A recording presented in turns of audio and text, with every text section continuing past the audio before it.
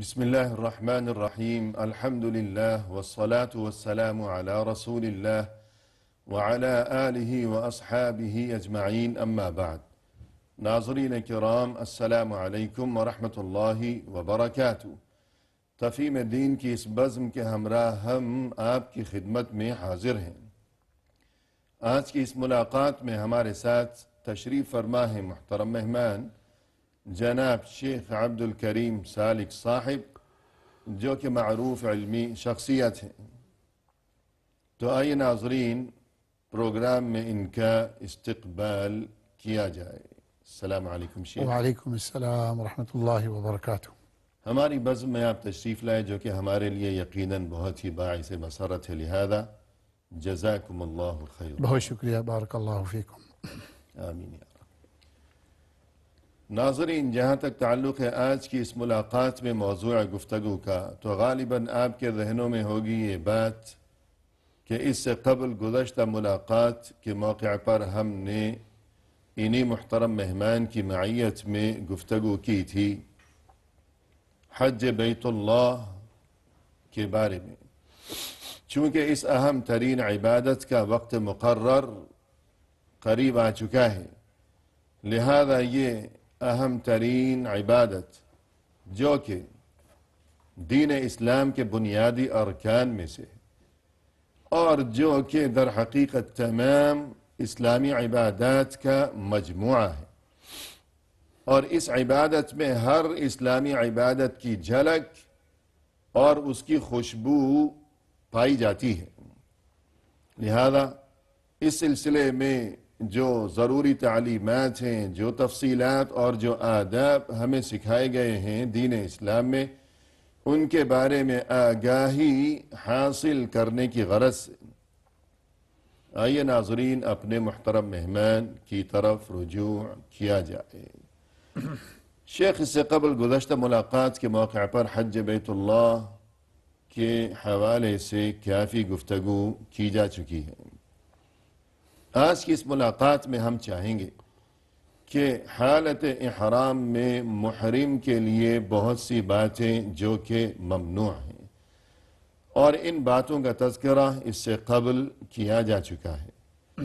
مختصر یہ ہے کہ سر کے بال مونڈنا یا کتروانا، جی، ناخن تراشنا، اور اسی طرح یہ کہ مردوں کے لیے سر ڈھانپنا، سلے ہوئے کپڑے، مردوں کے لیے سلے ہوئے کپڑے پہننا، اور مرد ہو یا عورت ہو سبھی کے لیے جسم یا لباس میں خوشبو کا استعمال، اور شکار کرنا، بری شکار ہو، میدانی، زمینی، نہ کہ بحری، جی، اور عقد نکاح اور ازدواجی تعلقات۔ ان میں سے اگر کوئی خلاف ورزی سرزد ہو گئی تو ارشاد فرمائیے گا کہ اس کا فدیہ کیا ہوگا۔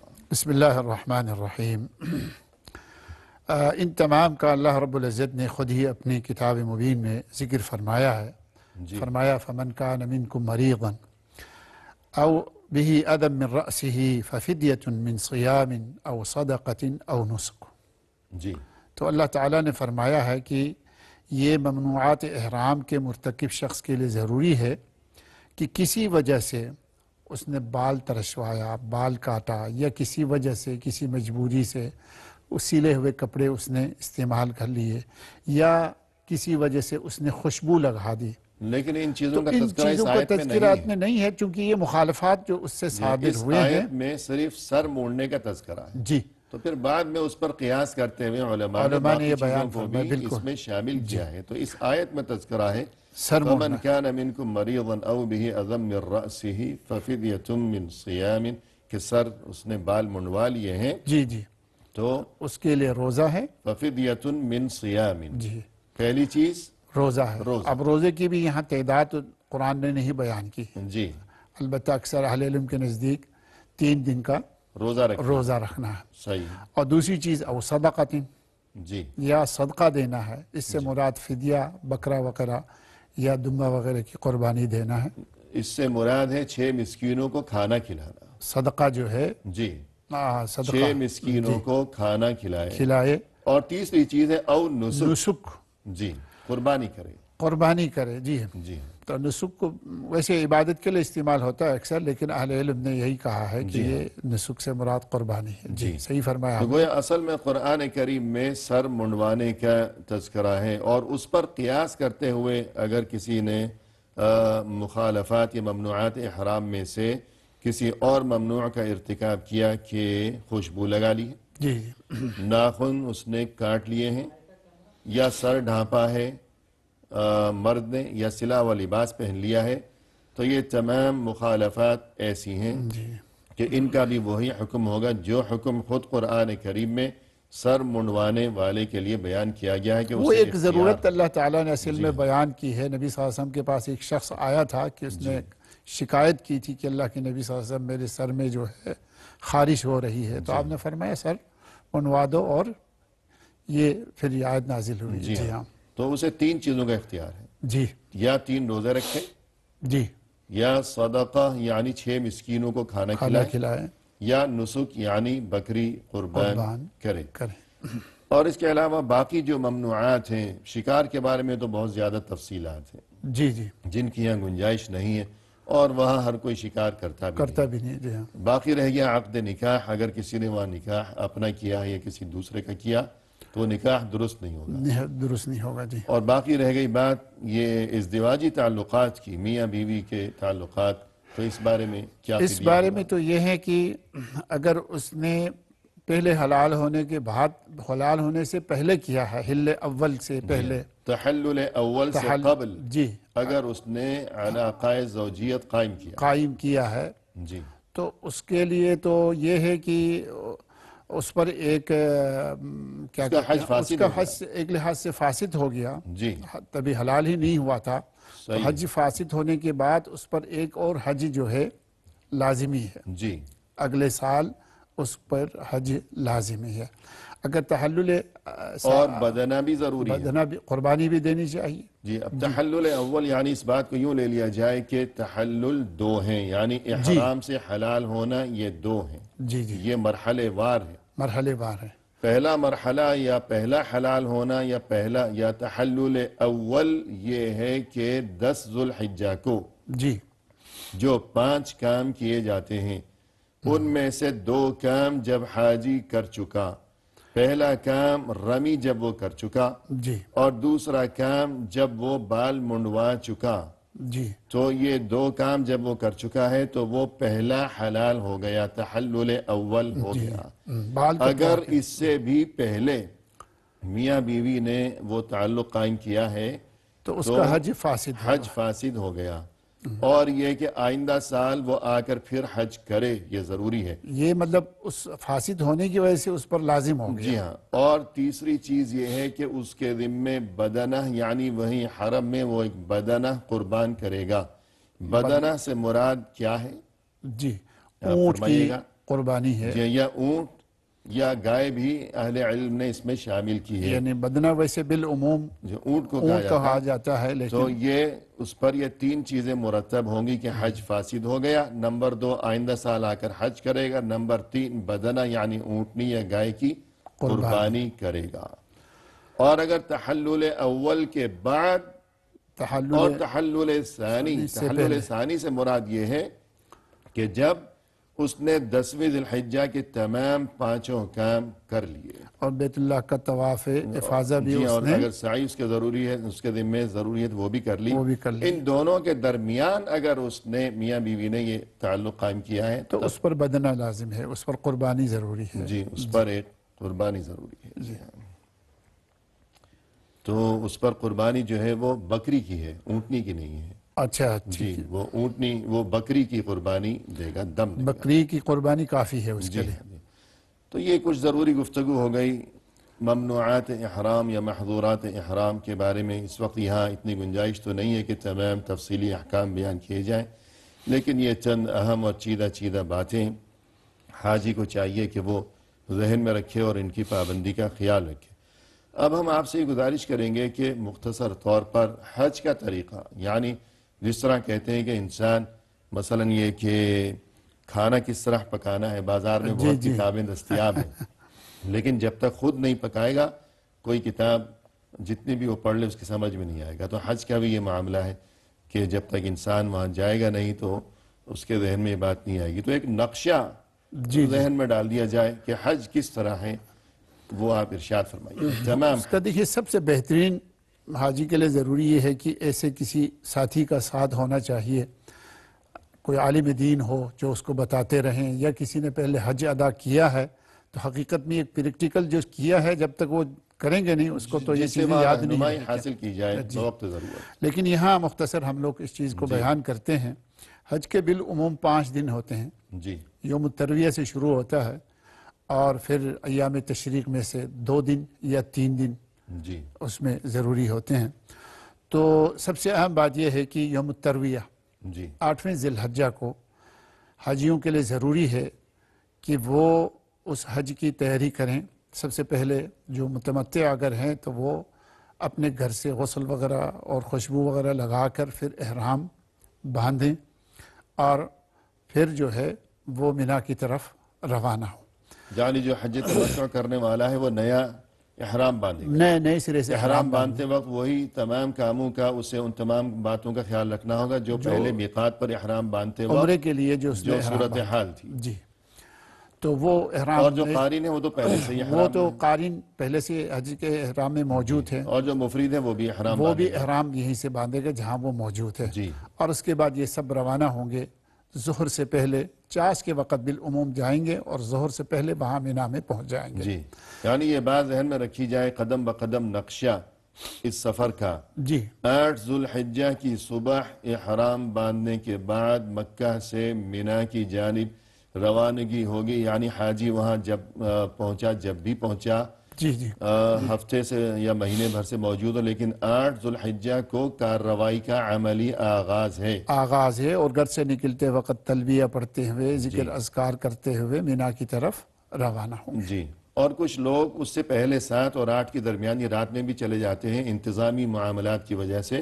تو جی کوئی وہ حرج تو نہیں. کوئی حرج کی بات نہیں. جی تو 8 کی صبح روانگی ہوئی مکہ سے مینا کی مینا جانب. کی جانب مینا پہنچ گئے. مینا پہنچ گئے تو اس کے لیے لازمی ہے کہ وہ ظہر, عصر اور مغرب اور عشاء اور دوسرے دن کے فجر کی جو یہ نمازیں تقریباً یہ 5 نمازیں ہوتی ہے تو یہ وہاں مینا میں ادا کریں.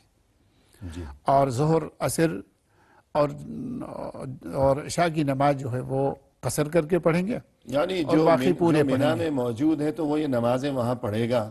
جی مطلب یہ کوئی ارکان یا واجبات میں سے نہیں ہے, بالکل جو نہیں. مینا میں موجود ہے جی حاجی تو وہ یہ نمازیں ظاہر ہے کہ وہیں پڑھے گا جہاں موجود ہے. بالکل موجود ہے. اور جو رباعی نمازیں ہیں 4 رکعتوں والی وہ قصر کر کے یعنی 8 تاریخ کی ظہر, عصر اور عشاء عشاء وہ قصر کر کے قصر یعنی کر کے 4 کی ادا بجائے 2 رکعت جی جی ادا کرے گا. اور وہ جمع کر کے نہیں, جی اپنے الگ اپنے الگ اپنے اوقات وقت پر میں پڑھ جائے. اپنے اپنے اوقات میں ہی پڑھیں گے. اور اس دن وہاں صرف مینا میں رہنا ہے, کوئی حج کا کام نہیں ہے. جی جی کوئی کام نہیں بس کرنا وہ حج کا. ذکر اذکار, عبادات, تسبیح, صحیح تحلیل, ہے. جی کوئی خاص کام نہیں ہے. تو یہ اس کے بعد ہو گئی 9 ذی الحجہ کی صبح. 9 ذی الحجہ کی صبح, جب صبح روشن ہو جائے بلکہ طلوع آفتاب ہو تو اس وقت وہ عرفہ کی طرف روانہ ہوں. جی اور نبی صلی اللہ علیہ وسلم کا بھی یہی طریقہ تھا کہ صبح بالکل روشن اور سورج نکلنے کے ساتھ آپ عرفہ کی طرف تشریف لے جاتے اور عرفہ میں جا کر نمیرہ کے مقام پر آپ قیام فرماتے. جی اور یہ بھی یاد رہے ذرا کہ توقف فرماتے. توقف فرماتے, جی اس کا شاید انتظار فرماتے کہ زوال ہو اور زوال کے بعد جو ہے میدان عرفہ میں وقوف کریں. جی جی اور اس کے بعد یعنی اگر بسہولت ہو سکے تو آدمی راستے میں نمیرہ میں تھوڑا سا ٹھہر جائے پھر آگے روانہ ہو, لیکن ضروری نہیں ہے. یہ عرض یہ کروں کہ وہ نمیرہ جو ہے تقریباً جو آج خاص طور پر مسجد ملے نمیرہ ہوئے ہے, ہیں. جی مسجد نمیرہ ہے, وہ اس کا کچھ زیادہ حصہ جو ہے عرفات وہ کے اندر عرفہ ہے. کے اندر ہے اور کچھ حصہ جو ہے عرفہ سے باہر ہے. تو اس کا اہتمام کرے خاص طور پر کہ حدود عرفہ کے اندر موجود ہو. جی ہاں وہ وقوف جب ہوگا وہاں. وقوف جب ہوگا. جی تو فی الحال وقفہ لیتے ہیں. جی ناظرین فی الحال لیتے ہیں مختصر سا وقفہ, ہمارے ساتھ ہی رہیے گا.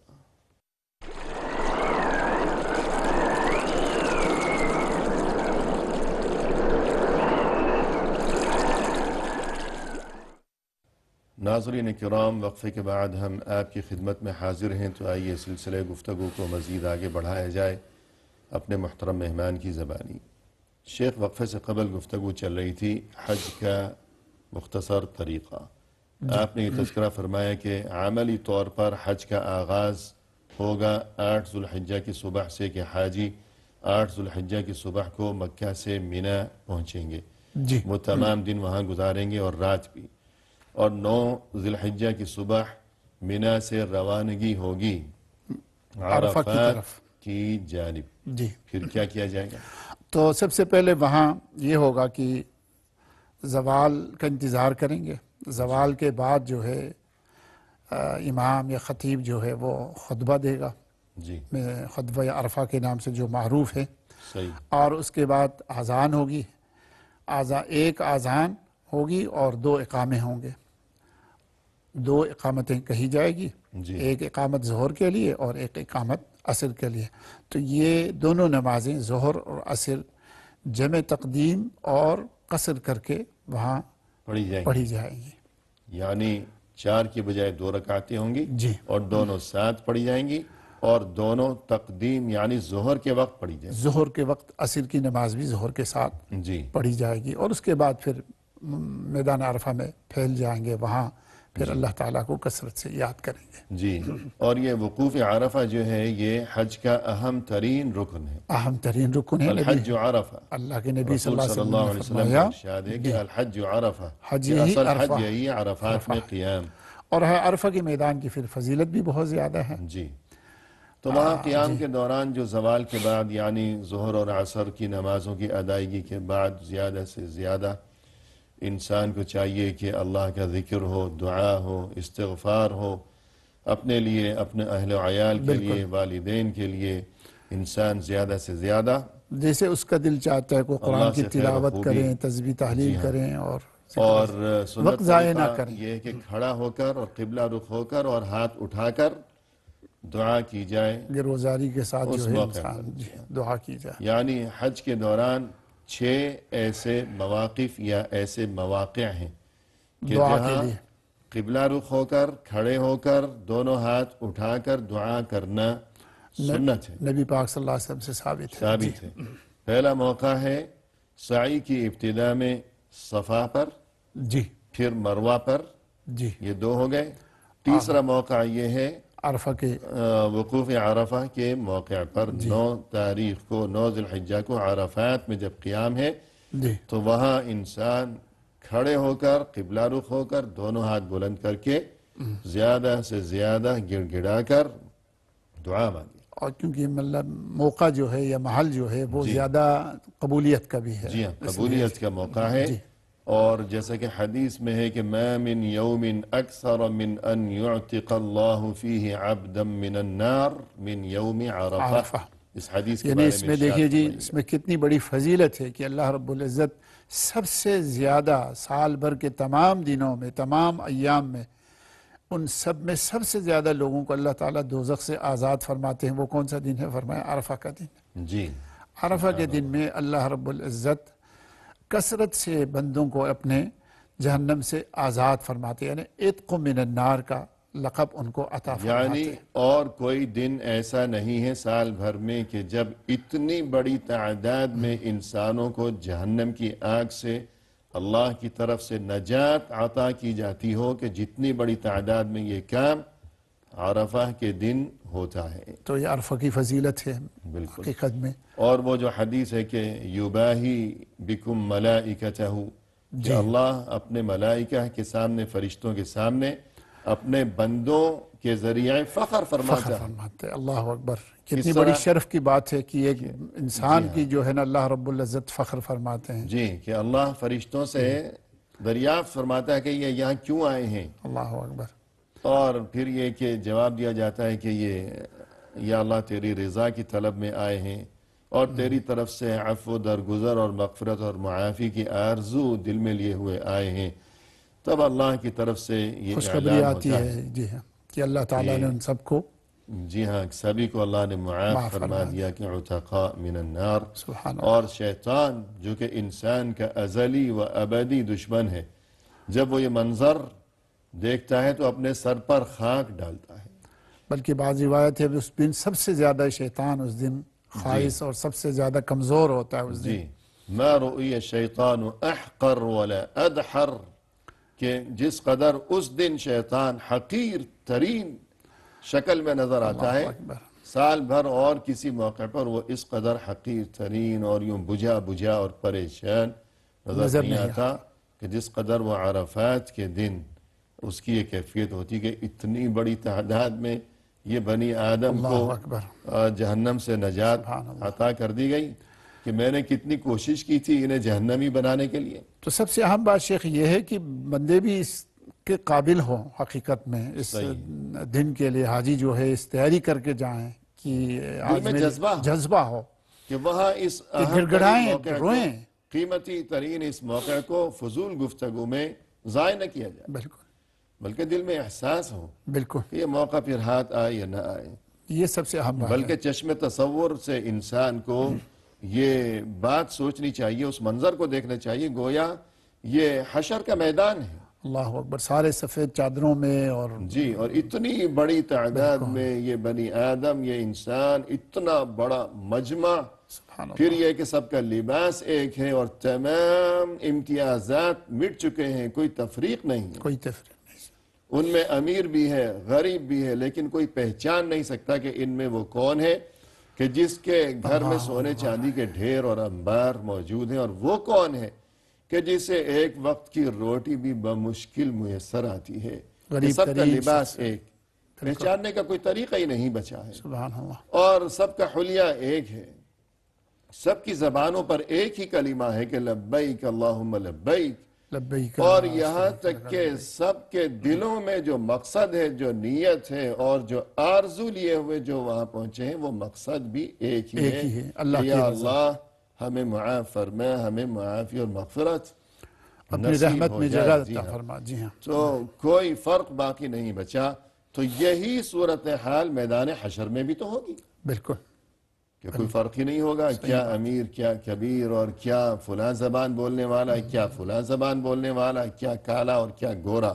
یہی ذہن لے کے اللہ کے سامنے بندہ گر گڑائیں اور وہاں سے تو بس میدان حشر کو اپنی آنکھوں سے دیکھے، تصور کی نگاہ سے، اور پھر اس کے بعد جو ہے خوب گڑ گڑا کر دل لگا کر، اور یہ کہ نہ جانے آئندہ زندگی میں پھر یہ قیمتی ترین لمحات نصیب ہو سکیں گے یا یہ کہ نصیب نہیں ہو سکیں گے. سبحان اللہ. یہ جذبہ طاری کیا جائے، یہ کیفیت پیدا کی جائے. یہ کیفیت پیدا کیجئے. سب سے اہم بات حقیقت میں یہ ہے. جی ہاں. تو وقوف عرفہ کے بعد پھر کیا ہوگا؟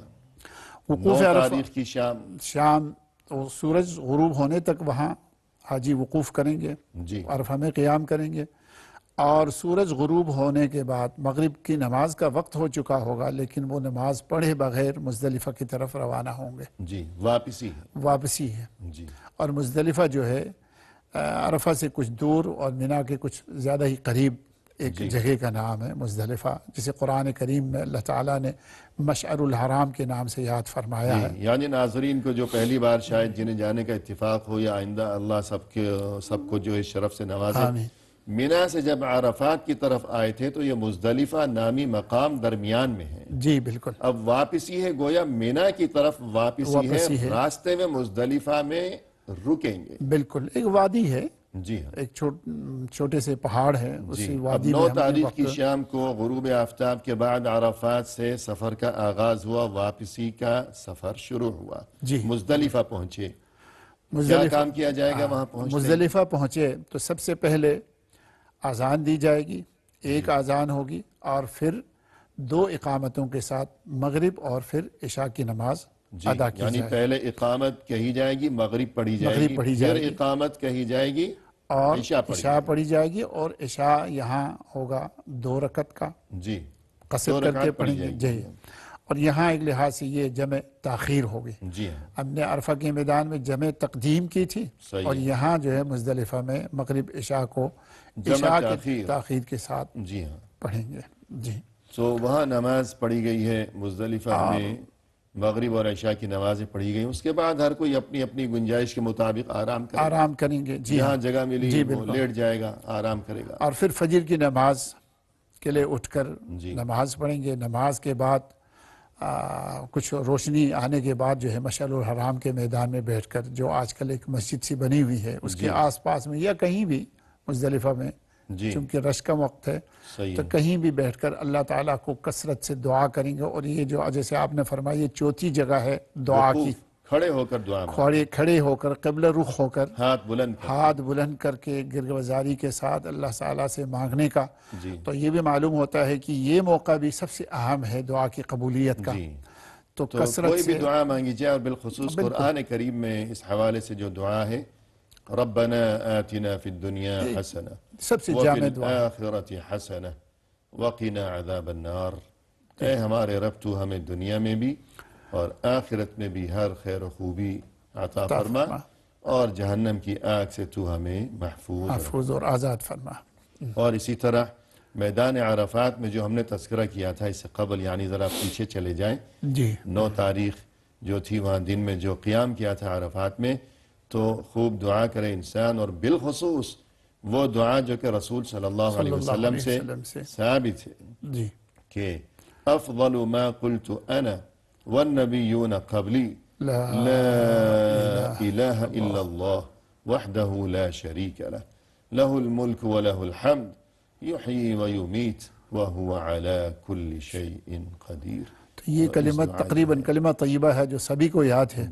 وہ ان کلموں سے ہاں کچھ لوگوں کو شیخ یہ بھی کہا جائے تو جن کو یہ عربی میں دعائیں یاد نہیں ہے، اپنی زبان میں اللہ تعالیٰ سے دعا مانگیں، لیکن خاص طور پر اس دعا کا زیادہ اہتمام کیا جائے جو کہ رسول صلی اللہ علیہ وسلم سے ثابت ہے، یعنی لا الہ الا اللہ. یہ ذکر اللہ کی تعریف بیان کریں گے تو اپنی جو ضروریات ہیں وہ اللہ کی طرف سے بالکل انشاءاللہ ان کی تکمیل کا انتظام کیا جائے گا. مزدلفہ میں رات گزاری ہے 9 اور 10 ذوالحجہ کی درمیانی رات. فجر ہو گئی، وہاں فجر کے بعد جو ہے دعا وغیرہ کی کھڑے ہو کر. اب نماز فجر کے بعد جب خوب روشنی پھیل چکی ہے تو اب وہاں سے کوچ کیا جائے گا مینا کی طرف، مینا کی جانب. اور راستے میں اگر ہو سکے بآسانی میسر ہو تو راستے میں 7 کنکریاں اپنے ساتھ چن لی جائے، بلکہ میں عرض کروں گا احتیاطاً 1-2 زیادہ اپنے ساتھ رکھ لیں. کیونکہ وہاں جمرے پہ تو 7 ہی استعمال ہوگی، لیکن کوئی غلطی ہو گئی تو ان کا حجم کیا ہونا چاہیے؟ حجم جو ہے بالکل سائز چنے کے برابر ہو، تقریباً چنے کے دانے کے برابر. جس کو حدیث میں خذف کہا گیا. پہنچیں گے جمرات پر. اور مسلسل اس دوران ابتدا سے اب تک تلبیہ جاری ہے، ذکر اذکار جاری ہے. یہ تلبیہ جاری ہے. اب پہنچے جمرہ. 3 جمرات ہیں مینا کی طرف سے. جب وہاں پہنچے 3 جمرات ہیں، صغرا، وسطی، کبریٰ، یعنی پہلا، پھر درمیانہ، پھر آخری جو کہ بڑا ہے. تو کہاں جائیں گے؟ عام طور پر جمرات کو ہماری زبان میں ہمارے جو جاننے والے ہیں وہ ان کو شیطان کے نام سے یاد کرتے ہیں. اور حدیثوں میں تو لفظ شیطان میرے خیال میں کہیں بھی تذکرہ اس کا نہیں ہوا، صحیح نہیں ہے، لیکن یاد رکھنا چاہیے جمرہ جو ہے پہلا جمرہ، دوسرا جمرہ اور تیسرا جمرہ. تو پہلے دن یعنی 10 ذوالحجہ کو کہاں جائیں گے، کس جمرے پہ جائیں گے؟ جس ترتیب سے جیسے آپ نے فرمایا ہے مینا سے جاتے ہوئے مکہ کی طرف منہ کر کے جو ہے، تو پہلا جمرہ اس کو چھوٹا جمرہ کہتے ہیں، دوسرے کو وسطیٰ کہتے ہیں، اور آخری کو جمرہ کبریٰ یا جمرہ عقبہ کہتے ہیں. تو 10ویں تاریخ کو صبح سیدھے جا کر بڑے جمرے پر، جمرہ عقبہ یا جمرہ کبریٰ پر جا کے 7 کنکریاں مارنی ہیں. صحیح ہے. یعنی ہم مینا کی طرف سے آ رہے ہیں، مزدلفہ کی طرف سے مینا پہنچے ہیں، وہاں پہنچے ہیں تو سب سے دور اور آخری والا جمرہ جو کہ مکہ کی طرف سے سب سے پہلا ہے. تو پہلے دن یعنی 10 کو صرف اس کی رمی کی جائے گی. فی الحال وقفہ نہیں. ناظرین فی الحال لیتے ہیں مختصر سا وقفہ، ہمارے ساتھ ہی رہیے گا.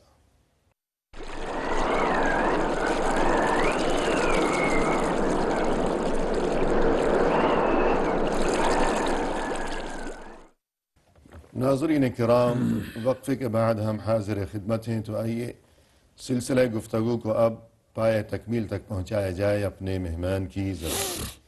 شیخ، وقفے سے قبل گفتگو چل رہی تھی حج کا مختصر طریقہ یا حج کے اعمال کے ایک نقشہ ذہن میں آ جائے.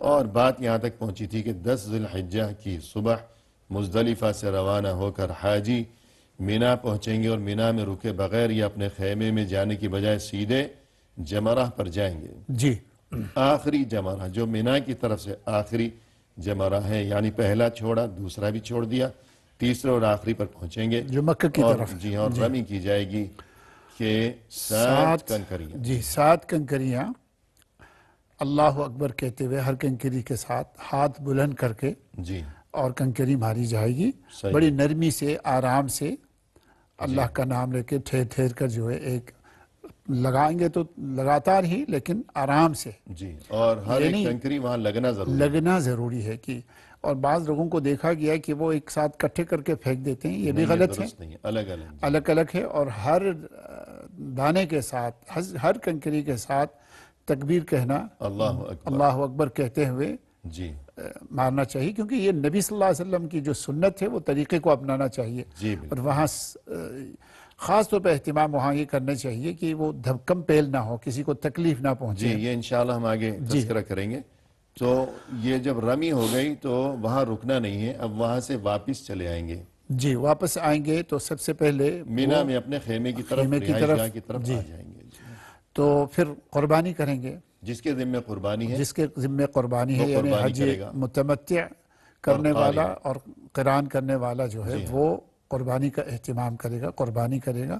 جی قربانی کے بعد جو ہے حلق یا تقصیر، جی بال کٹوائیں گے یا ترشوائیں گے، لیکن یا سنت منوانا ہے یا منوانا. ترشوانا ہے. جی بہتر تو یہ ہے کہ منوایا جائے، صحیح. صاف کیا جائے، کہ نبی صلی اللہ علیہ وسلم کی اپنی اللہ علیہ سنت بھی یہی ہے اور آپ نے ان کے لیے زیادہ دعا فرمائی ہے جو سر کو منواتے منوائیں. جی ہاں. جی اس موقع پر. اس موقع پر. جی اور یہ تو اس کے بعد وہ اپنے کپڑے چینج کر سکتے ہیں، احرام کھول سکتے ہیں، پھر اس کے بعد سلے ہوئے کپڑے جی جو بھی یعنی ہیں نہا دھو کر حاجی صاف ستھرا ہو جائے گا اور عام معمول کا لباس زیبتن کرے گا، عام معمول کی زندگی بسر کرے گا. بسر کرے گا. جی اب وہاں سے روانگی ہوگی کہاں؟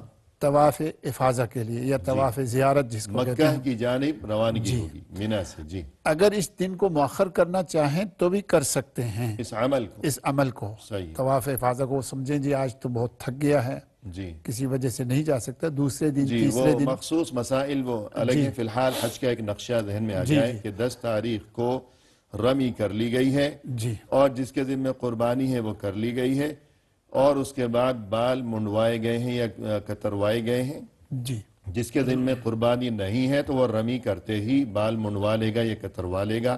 اور پھر نہا دھو کر صاف ستھرے کپڑے پہن لیے ہیں. جی. اب روانگی ہوگی مکہ کی جانب. وہاں کیا کیا جائے گا؟ وہاں سب سے پہلے بیت اللہ کا طواف کریں گے جی 7 چکر. اس کے بعد اس طواف کو کیا کہا جاتا طواف ہے؟ افاضہ، جی طواف افاضہ یا طواف زیارت کہا جی جاتا ہے. عام طور فقہ پر کی اسے کتابوں 3 میں. ناموں سے یاد کیا جاتا ہے: طواف افاضہ، جی طواف زیارت، طواف حج. طواف حج. جی اور یہ ارکان حج میں سے ہے، یہ ضروری. یہ سب سے اہم یہ چھوٹ گیا تو اس کی تلافی نہیں. طواف حج. جی ہاں.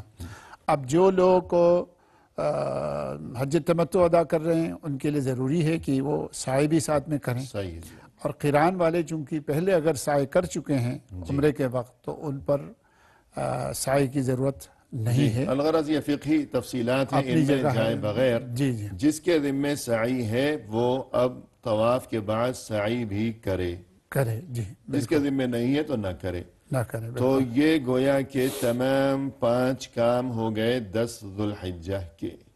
پہلا کام صبح مزدلفہ سے مینا پہنچتے ہی رمی کی گئی، صرف ایک یعنی بڑے جمرے کی. جی دوسرا کام قربانی اگر اس کے ذمہ ہے تو قربانی کی گئی. جی تیسرا کام بال منڈوائے گئے ہیں یا ترشوائے گئے ہیں. جی جی اگر عورت ہے تو اپنے تمام بالوں کو ایک مٹھی میں جمع کر کے جیسے چٹیاں بنائی جاتی ہے بالکل. تو جو بال مٹھی سے باہر آ رہے ہیں تو ایک انگلی کے پورے کے برابر، انگلی کا یہ پورا، پوری انگلی نہیں، جی جی یہ انگلی کا ایک پورا یا سرا، اس کے برابر ان تمام بالوں کو یوں ایک ساتھ قینچی سے کاٹ دیا جائے گا. جی اور یہ ہو گئے 3 کام. اس کے بعد یہ کہ طواف افاضہ طواف 4. اس کے بعد آخری کام سعی. صحیح. یہ 5 کام 10 ذوالحجہ کو انجام دیے جائیں گے۔ شاید سب سے زیادہ کام اسی 10 تاریخ کو جی ہے، ہاں، اصل تو وہی دن ہے۔ اور اسی لیے شاید جو قرآن کریم میں ذکر فرمایا یوم الحج الاکبر، جی ہاں، اصل اصل اہم ترین دن ہے، یہی ہے۔ 10 ذوالحجہ کا دن۔ جی اس کے بعد یہ کہ 11 تاریخ آئی ہے، 12 تاریخ آئی ہے ذوالحجہ کی، تو کیا کیا جائے؟ طواف افاضہ کرنے کے بعد حاجی کے لیے ضروری ہے کہ وہ واپس مینا میں ہی آئیں، رات گزارنا ضروری گزارنا ضروری ہے۔ ہے۔ جی، دن کو کہیں بھی رہے، دن کو کہیں بھی مینا رہیں، میں رہے یا باہر رہے کسی کام سے، جی جی، رات یعنی شام ہوتے ہی مینا میں آ جائیں اور اپنے خیمے میں اپنی جگہ بیٹھیں اور اللہ تعالیٰ کو کثرت سے یاد کریں۔ جی پھر ایام تشریق کا جو 11 تاریخ آ گئی، 11 تاریخ کو جو ہے وہ بندہ اللہ تعالیٰ کو یاد کرتے رہیں، ذکر اذکار کرتے رہیں، جب زوال ہو جائیں جی تو پھر تینوں جمرات، جمرہ اولا، جمرہ وسطیٰ اور جمرہ کبریٰ عقبہ جو ہے، جی ان تینوں کو باری باری جو ہے رمی کی جائے رمی گی کی جائے اسی ترتیب سے کہ اولا، پھر وسطیٰ، پھر کبریٰ۔ سب کو ساتھ پہلے ساتھ سب سے کر پہلا جو مینا کی طرف سے جب آئیں گے سب سے پہلا اس کی رمی کی جائے گی، جی پھر دوسرے کی رمی کی جائے گی، پھر مزید آگے بڑھ کر جی تیسرے اور آخری کی رمی کی جائے گی۔ کی جائے گی۔ اس میں بھی اور اگر خاص موقع ہو تو آخری جمرے کی رمی کرنے کے بعد قبلہ رخ ہو کر وہاں ہاتھ بلند کر کے دعا کی دعا جائے کی گی جائے گی۔ اگر موقع ہو۔ جی تو یہ چھٹی جگہ ہے جہاں حج کے دوران کھڑے ہو کر قبلہ رخ ہو کر ہاتھ بلند کر ہاتھ کے دعا بلند کر کے مانگنا دعا مانگنا۔ سنت ہے۔ تو یہ 11 تاریخ ہو گئی، پھر 12 تاریخ 12 تاریخ کو بھی بالکل یہی عمل کریں گے جو 11 تاریخ کو عمل کیا گیا تھا۔ اگر کوئی بیمار ہے یا عورت ہے یا کمزور ہے وہ رات کو بھی رمی کر سکتی ہے، کر سکتے ہیں، اور زیادہ تکلیف میں ہے تو وہ کسی کو وکیل اپنی کو طرف بنا سے سکتے وکیل ہیں، بنا سکتے ہیں، کسی دوسرے کو کسی بھیجیں دوسرے کو جو بھیجیں۔ پہلے خود اپنی رمی کرے گا، پھر اس کے بعد میں وہ اپنے موکل کی طرف سے رمی کرے گا۔ یعنی کوشش کی جائے کہ انسان خود جائے اور مقرر وقت کے اندر کرے۔ جی لیکن اگر کوئی عذر ہے تو رات کو بھی رمی کی جا سکتی ہے اور کسی کو وکیل بھی بنایا جا سکتا تو ہے۔ یہ 12 تاریخ ہے۔ 12 تاریخ کو ایک لحاظ سے اگر کوئی شخص جانا چاہتا ہے تو غروب آفتاب سے پہلے مینا چھوڑ جائیں، مینا سے نکل یعنی اب جائیں، اس واپس کا حج مکمل ہو گیا، واپس جانا چاہتا ہے واپس جانا چاہتا تو 12 تاریخ کو غروب آفتاب سے قبل وہ مینا کی حدود سے نکل ہے، جائے، نکل جائیں۔ جی اور اگر چاہے تو 13ویں دن بھی وہاں رہے۔ سنت طریقہ تو یہی ہے نبی صلی اللہ علیہ وسلم کی، وہ 13 تاریخ کو بھی رہیں اور 13ویں تاریخ کو بھی وہی عمل انجام دیں جو 11ویں اور 12ویں کو۔ لیکن 13ویں کو یہ سب ضروری نہیں ہے۔ جی اور آخری عمل ہے طواف وداع، اس بارے میں کچھ فرمائیے۔ طواف وداع بھی واجبات حج میں سے ہے، تو بلا وجہ بغیر کسی عذر کے نہیں چھوڑنا چاہیے، اگر چھوڑیں تو یقیناً اس کے اوپر بھی دم ہے۔ واجبات حج سے مراد یہی ہے کہ اگر وہ کام چھوٹ البتہ گیا تو اگر دم لیا گیا۔ خواتین ہے اپنے خاص ایام کی وجہ سے وہ نہیں کر سکتی تو ان کے لیے معاف ہے۔ جی، طواف وداع سے متعلق خاص بات یہ کہ کوشش کی جائے کہ یہ بالکل آخری وقت میں ہو، جی جی کہ جس دن روانگی ہے تو آخری وقت میں وہاں جا کر وہ طواف، جس طرح الوداعی ملاقات جی ہوا کرتی ہے کہ انسان کسی سے رخصت ہو رہا، الوداع ہو رہا ہے، جی تو ایسی بات نہیں کہ الوداعی سلام اور ملاقات کر کے پھر وہیں بیٹھ گیا۔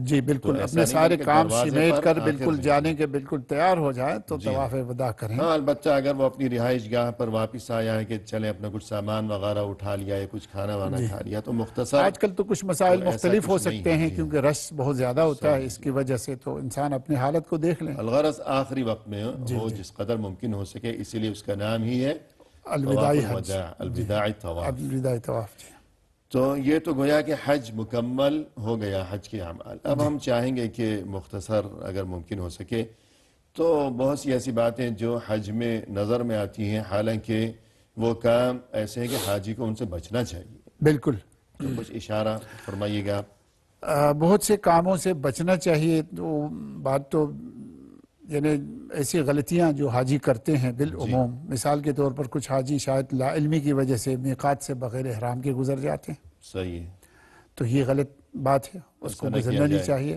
میقات سے احرام کی پابندی کی جائے۔ پابندی کی جائے۔ اگر کسی وجہ سے آگے آ چکا ہے تو وہ واپس جائیں اور میقات سے ہی احرام۔ یعنی اگر لباس جو ہے گھر سے ہی وہ پہن لیا لیکن نیت وہاں پہنچ کر میقات پر جا کر کی جائے، بالکل کہ وہاں معلوم نہیں لباس بدل، مثلا ہوائی جہاز میں ہے تو لباس بدلنے کا موقع ہو یا نہ ہو، لیکن نیت بالکل وہاں لباس پہلے ہی پہن لیا ایئرپورٹ پر، بالکل، لیکن نیت میقات پر کی جائے کہ یہ اتباع سنت ہے۔ یہ اتباع سنت ہے۔ اور سہولت بھی ہے کہ پہلے سے انسان قبل از وقت کیوں خود کو پابندیوں میں جگڑ لیتا ہے. جی ہاں، تو اس چیز کی پابندی کی جائے. دوسری ایک خاص بات جو دیکھنے میں آتی ہے کہ پورے حج میں شروع سے آخر تک حاجی کندھا ننگے کیے پھر رہا.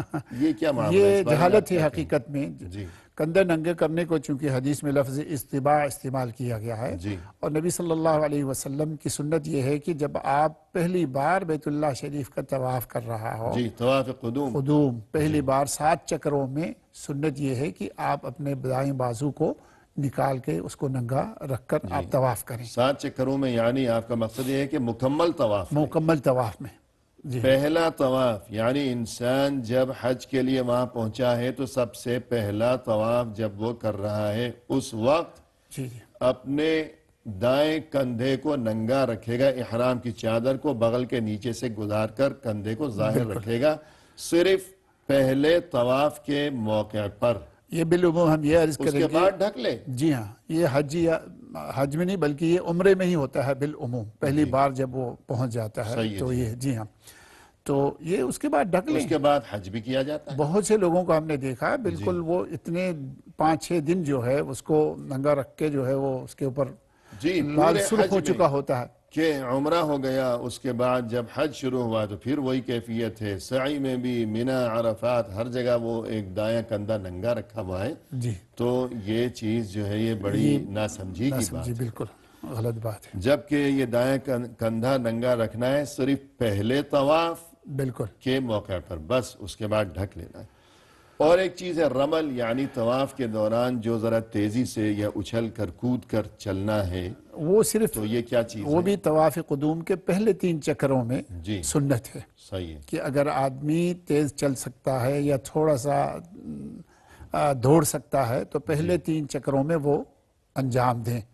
اگر رش کی وجہ سے نہیں کر سکتا ہے تو صرف کندھے ہلائیں اور تھوڑا سا ایک صرف پہلے طواف کے صرف پہلے 3 چکروں میں، بس اس کے بعد رمل کی ضرورت نہیں. نہیں ہے. اور بہت سے لوگ سمجھتے ہیں کہ ہر چکر، طواف کے ہر چکر میں مخصوص دعائیں پڑھنا ضروری ہے.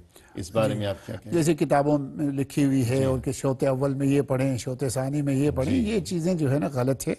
اس کی کوئی ضرورت نہیں، بلکہ میں سمجھتا ہوں کتاب اٹھا کے پڑھنا بھی شاید درست نہیں ہے، بلکہ اس کو چاہیے جو دعائیں یاد ہیں ان دعاؤں کو دہرائیں، ان میں اس کو. یعنی الغرض خلاصہ یہ ہے کہ کوئی دعا مخصوص نہیں ہے. طواف کے دوران انسان کسی خاص چکر میں خاص دعا کی پابندی کی بجائے جو دعا مناسب سمجھے، جو اس کے ذہن میں ہو، یا تلاوت قرآن ہو، وہ دعا مانگے. البتہ رکن یمانی اور حجر اسود کے درمیان جب پہنچے تو ربنا آتنا فی الدنیا حسنہ وفی الآخرۃ حسنہ وقنا عذاب النار، تو یہ دعا پڑھنا ثابت ہے، سنت ہے. اور اسی طرح بہت سے لوگ عرفات کے پہاڑ کے اوپر چڑھتے ہیں، پھر یہ کہ بیمار پڑے رہتے ہیں، یا غار ثور، غار حرا جانا، ایسی جگہوں پر جانا کہ جو بہت مشکل ہے. حالانکہ ان کاموں کا حج یا عمرے کے مناسک سے قطعاً کوئی تعلق نہیں ہے. تو انسان کو چاہیے کہ وہاں زیادہ سے زیادہ مسجد میں، حرم میں با جماعت حاضر ہو کر نماز کی فکر کرے کہ نماز کا وہاں بہت زیادہ اجر و ثواب ہے، بڑی فضیلت ہے.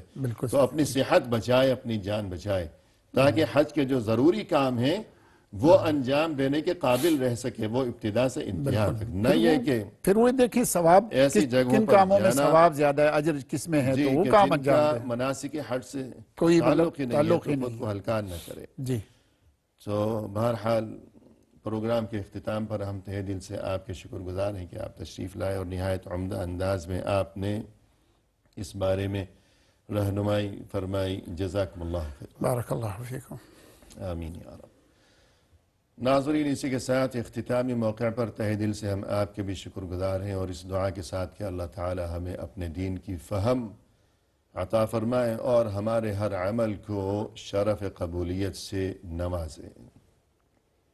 ہمیں دیجیے اجازت. فی امان اللہ. وآخر دعوانا ان الحمد للہ رب العالمین.